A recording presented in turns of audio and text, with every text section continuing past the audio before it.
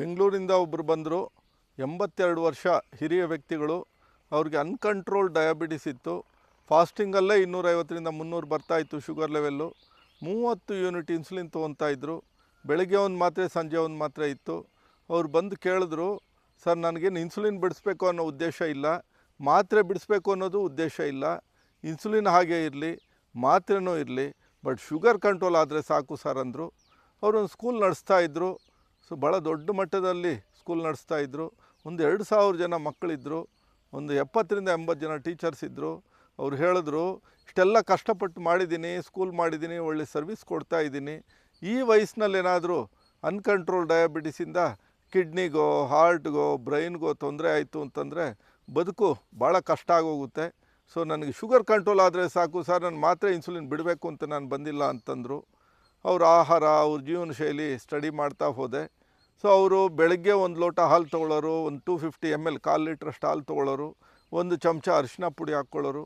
ಮತ್ತು ಸಾಯಂಕಾಲ 1 ಲೋಟ ಹಾಲು ಅಂದರೆ 250 ml 1/4 ಲೀಟ್ರು, ಅದಕ್ಕೆ 1 ಚಮಚ ಅರಿಶಿನ ಪುಡಿ ಹಾಕ್ಕೊಳ್ಳೋರು. ಬೆಳಗ್ಗೆ 1 ಮೊಟ್ಟೆ, ಮಧ್ಯಾಹ್ನ 1 ಮೊಟ್ಟೆ, ಸಾಯಂಕಾಲ 1 ಮೊಟ್ಟೆ, ರಾತ್ರಿಗೆ 1 ಮೊಟ್ಟೆ ತೊಗೊಳ್ಳೋರು. ದಿನಕ್ಕೆ 3 ಮೊಟ್ಟೆ ತಿಂತಾಯಿದ್ರು. ಸೊ ಸಿರಿಧಾನ್ಯದ ಕಿಚಡಿ ಅಂತ ಮಾಡ್ಕೊಳ್ಳೋರು. ಬೆಳಗ್ಗೆ 10 ಗಂಟೆಗೆ ಒಂದು ಸರಿ, ಸಾಯಂಕಾಲ ಒಂದು 7-8 ಗಂಟೆ ಒಂದು ಸರಿ ತೊಗೊಳ್ಳೋರು. ದಿನಕ್ಕೆ ಒಂದು 7-8 ಸರಿ ಕಾಫಿ ಕುಡಿಯೋರು. 50 ml ಅಂತ ಅನ್ನೋರು. 50 ml ಅಂದರೂ ಸಹ ದಿನಕ್ಕೆ ಒಂದು 8 ಸರಿ ಅಂತ ತೊಗೊಂಡಾಗ ಹತ್ರ ಅರ್ಧ ಲೀಟ್ರ್ ಕಾಫಿ ಆಯಿತು. ಸಕ್ಕರೆ ಹಾಕ್ಕೊತೀರಾ, ಬೆಲ್ಲ ಹಾಕ್ಕೊತೀರಾ ಅಂತಂದೆ. ಸೊ ಸಕ್ಕರೆ ಹಾಕ್ಕೊಳ್ಳಲ್ಲ, ಬೆಲ್ಲ ಹಾಕ್ಕೊತೀನಿ ಅಂತಂದರು.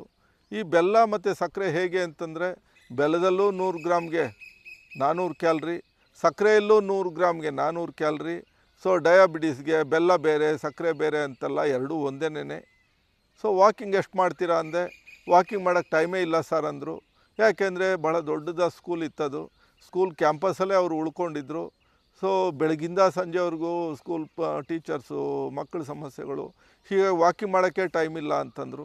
ಅಷ್ಟು ಸರಿ ಕಾಫಿ ಯಾಕೆ ಕುಡಿತೀರಾ ಅಂತಂದೆ. ಸೊ ಬಿಡೋದಿಲ್ಲ ಸರ್, ಟೀಚರ್ಸ್ ಬರ್ತಾ ಇರ್ತಾರೆ, ಹೋಗ್ತಾ ಇರ್ತಾರೆ, ಕಾಫಿ ತರಿಸ್ಲಿಲ್ಲ ಅಂದರೆ ಏನು ಸರ್ ಕಂಜೂಸ್ ಆಗ್ಬಿಟ್ರಿ ಅಂತಾರೆ. ನಾವು ತರಿಸಲಿಲ್ಲ, ಅವರೇ ತರಿಸಿ ನಮಗೆ ಕಾಫಿ ಕುಡ್ಸೋಕ್ಕೆ ಶುರು ಮಾಡ್ತಾರೆ. ಸೊ ಈ ಪರಿಸ್ಥಿತಿಯಲ್ಲಿ ಇಲ್ಲಿಗೆ ಬಂದರು. But magical treatment. ಒಂದೇ ದಿನಕ್ಕೆ ಅವ್ರಿಗೆ ಇನ್ಸುಲಿನ್ ನಿಲ್ಲಿಸೋ ಪರಿಸ್ಥಿತಿ ಬಂತು. ಶುಗರ್ ಲೋ ಆಗೋಕ್ಕೆ ಶುರುವಾಯಿತು. ಸೊ ಇಲ್ಲಿಂದ ಹೋಗೋಷ್ಟೊತ್ತಿಗೆ ಸೊ ಅವ್ರಿಗೆ ಶುಗರ್ ತುಂಬ ನಾರ್ಮಲ್ ಬರೋಕ್ಕೆ ಶುರುವಾಯಿತು. ಮಾತ್ರೆ ಬಿಡಿಸೋ ಪರಿಸ್ಥಿತಿ ಬಂತು. ಸೊ ಅಲ್ಲಿ ಯಾಕೆ ಅಷ್ಟು ಅನ್ಕಂಟ್ರೋಲ್ ಸಿಚುವೇಷನ್ ಇತ್ತು? ಸೊ ಇಲ್ಲಿ ಯಾಕೆ ಒಂದೇ ದಿನದಲ್ಲಿ ಅವ್ರಿಗೆ ಶುಗರ್ ಕಂಟ್ರೋಲ್ ಆಯಿತು ಅಂದರೆ, ಇಲ್ಲಿ ಕಾಫಿ ಟೀ ಇರಲಿಲ್ಲ, ದಿನಕ್ಕೆ 8 ಸರಿ ಕಾಫಿ ಇಲ್ಲ, ದಿನಕ್ಕೆ 3 ಸರಿ ಮೊಟ್ಟೆ ಇಲ್ಲ, ದಿನಕ್ಕೆ ಅರ್ಧ ಲೀಟ್ರ್ ಹಾಲಿಲ್ಲ, 2 ಚಮಚ ಅರಿಶಿನ ಇಲ್ಲ. ಇವತ್ತು ಮನುಷ್ಯನಿಗೆ ಆಹಾರಗಳು ಅತಿಯಾಗಿರೋದೇ ನಮ್ಮ ಕಾಯಿಲೆಗಳಿಗೆ ಕಾರಣ ಆಗಿದೆ. 82 ವರ್ಷದ ಹಿರಿಯ ವ್ಯಕ್ತಿಗಳು ಇಷ್ಟೆಲ್ಲ ಆಹಾರಗಳು ತಿಂದು ಅದು ವಾಕಿಂಗ್ ಮಾಡೋಕ್ಕೆ ಟೈಮ್ ಇಲ್ಲ ಅಂತಂದರೆ ಅದು ನಮ್ಮ ದೇಹ ಜೀರ್ಣ ಮಾಡ್ಕೊಳ್ಳೋದು ಹೇಗೆ? ಹೀಗಾಗಿ ಅನ್ಕಂಟ್ರೋಲ್ ಡಯಾಬಿಟಿಸ್ ಇದ್ದಿದ್ದು ಒಂದೇ ದಿನದಲ್ಲೇ ಅವ್ರಿಗೆ ಇನ್ಸುಲಿನ್ ಬಿಡಿಸೋ ಪರಿಸ್ಥಿತಿ ಬಂತು. ಅವ್ರು ಹೋಗೋವಾಗ ಹೇಳಿದ್ರು, ನೀವೇನೋ ಇಲ್ಲಿ ಚೆನ್ನಾಗಿ ನಮಗೆ ಸರಿ ಮಾಡಿದಿರಿ, ಹೋದ್ಮೇಲೆ ನಾನೇನು ಮಾಡೋದು ಹೇಳಿ ಅಂತಂದರು. ಆ ಹೋಗಿದ್ದ ಸಿಚುಯೇಷನಲ್ಲಿ ಅವ್ರಿಗೂ ಅಲ್ಲಿ ಹೇಗೆ ಮಾಡಬೇಕು ಅಂತ ಅಡ್ವೈಸ್ ಕೊಟ್ಟೆ. ಅವ್ರಿಗೆ ಆಫೀಸ್ ರೂಮಲ್ಲಿ ಹೆಚ್ಚಿಗೆ ಕೂತ್ಕೋಬೇಡಿ ಅಂತಂದೆ. ಆಫೀಸ್ ರೂಮಲ್ಲಿ ಹೆಚ್ಚಿಗೆ ಕೂತ್ಕೊಂಡಾಗ ಸಹಜವಾಗಿ ಟೀಚರ್ಸ್ ಬರ್ತಾ ಇರ್ತಾರೆ, ಹೋಗ್ತಾ ಇರ್ತಾರೆ, ಕಾಫಿ ಕೊಡಿಸ್ಲಿಲ್ಲ ಅಂದರೆ ಕೊಡಿಸಿ ಅಂತಾರೆ. ಸೊ ಅದ್ರ ಬದಲಿಗೆ ನೀವೇ ಕ್ಲಾಸ್ ರೂಮ್ಗೆ ಹೊರಟ್ಬಿಡಿ ಅಂತಂದೆ. ಬೆಳಗ್ಗೆ 10 ಗಂಟೆವರೆಗೂ 1 ಅವರ್ ಆಫೀಸಲ್ಲಿರೋದು, ತುಂಬ ಅರ್ಜೆಂಟಾಗಿರೋ ಕೆಲಸಗಳು ನೋಡಿಕೊಂಡು 10 ಗಂಟೆಯಿಂದ ಕ್ಲಾಸ್ ರೂಮ್ಗೆ ಹೋಗೋದು, ಒಂದು ಅರ್ಧ ಗಂಟೆ ಮಕ್ಕಳ ಜೊತೆ ಇರೋದು. ಸೊ ಟೀಚರ್ ಸಮಸ್ಯೆಗಳೇನು, ಮಕ್ಕಳ ಸಮಸ್ಯೆಗಳು ಅಲ್ಲೇ ಕೇಳೋವಂಥದ್ದು, ತಿಳ್ಕೊಳ್ಳೋವಂಥದ್ದು, ಅಲ್ಲಿಂದ ಇನ್ನೊಂದು ಕ್ಲಾಸ್ ರೂಮ್ಗೆ ಹೋಗೋವಂಥದ್ದು, ಅಲ್ಲೊಂದು ಅರ್ಧ ಗಂಟೆ ಇರೋವಂಥದ್ದು. ಮಕ್ಕಳ ಮುಂದೆ ಕಾಫಿ ಕೊಡಿಸಿ ಅಂತ ಟೀಚರ್ಸ್ ಕೇಳೋಕ್ಕೂ ಆಗೋಲ್ಲ, ಟೀಚರ್ಸ್ ಕೊಡ್ಸೋಕ್ಕೂ ಆಗೋಲ್ಲ, ಇವ್ರು ಕುಡಿಯೋಕ್ಕೂ ಆಗೋಲ್ಲ. ಕಾಫಿ ಟೀ ಸಮಸ್ಯೆ ಹೊರಟೋಯ್ತು. ಆದರೂ ಸಹ 82 ವರ್ಷದ ಹಿರಿಯರಿಗೆ ಕಾಫಿ ಬೇಕು ಅನ್ನೋದ್ರೆ 2 ಸರಿ ಕಾಫಿ ತೊಗೊಳ್ಳಿ ಅಂತಂದೆ, ಅರ್ಧ ಲೋಟ ಕಾಫಿ ತೊಗೊಳ್ಳಿ ಅಂತಂದೆ. ಸೊ ಹೀಗಾಗಿ ಅವ್ರು ಪರ್ಸನಲಾಗಿ 1-2 ಸರಿ ಕಾಫಿ ತೊಗೊಳ್ಳೋರು. ಸಿಂಪಲಾಗಿ 3 ಹೊತ್ತು ಊಟನೇ ತೊಗೊಳ್ಳಿ ಅಂತಂದೆ. ಸಿರಿಧಾನ್ಯ ಅವಶ್ಯಕತೆ ಇಲ್ಲ ಅಂತಂದೆ. ರಾಗಿನೂ ಸಿರಿಧಾನ್ಯನೇ, ಜೋಳನೂ ಸಿರಿಧಾನ್ಯನೇ. ಮಿಲೆಟ್ಸ್ ಅಂದರೆ ರಾಗಿ, ಜೋಳ, ಸಜ್ಜೆ, ನವಣೆ, ಸಾವೆ, ಆರ್ಕ, ಊದಲು, ಬರಗು ಇವೆಲ್ಲವೂ ಬರುತ್ತೆ. ಸೊ ರಾಗಿ ಬಿಟ್ಟು, ಜೋಳ ಬಿಟ್ಟು ಉಳಿದಿದ್ದೇ ತಿನ್ನಿ ಅಂತ ಹೇಳೋ ಅವಶ್ಯಕತೆಯೇ ಇಲ್ಲ. ಸೊ ಸಹಜವಾಗಿ ಅವರು ಬೆಂಗಳೂರು ಕಡೆಯವರಾಗಿದ್ದಕ್ಕೆ ರಾಗಿ ಮೊದಲಿಂದ ಬಳಕೆಯಲ್ಲಿದ್ದು. ಸೊ ರಾಗಿ ರೊಟ್ಟಿ ತೊಗೊಳ್ಳಿ, ಇಲ್ಲ ರಾಗಿ ಮುದ್ದೆ ಆದರೂ ತೊಗೊಳ್ಳಿ. ಸೊ ಸಲಾಡ್ಸ್ ತೊಗೊಳ್ಳಿ, ಸ್ವಲ್ಪ ಹಸಿ ತರಕಾರಿ ತೊಗೊಳ್ಳಿ, ಸ್ವಲ್ಪ ಬೇಯಿಸಿರೋ ತರಕಾರಿನೂ ತೊಗೊಳ್ಳಿ ಅಂತಂದೆ. ವಾರಕ್ಕೆ 1-2 ಮೊಟ್ಟೆ ತೊಗೋಬೋದು ಅಂತ ಹೇಳಿದೆ.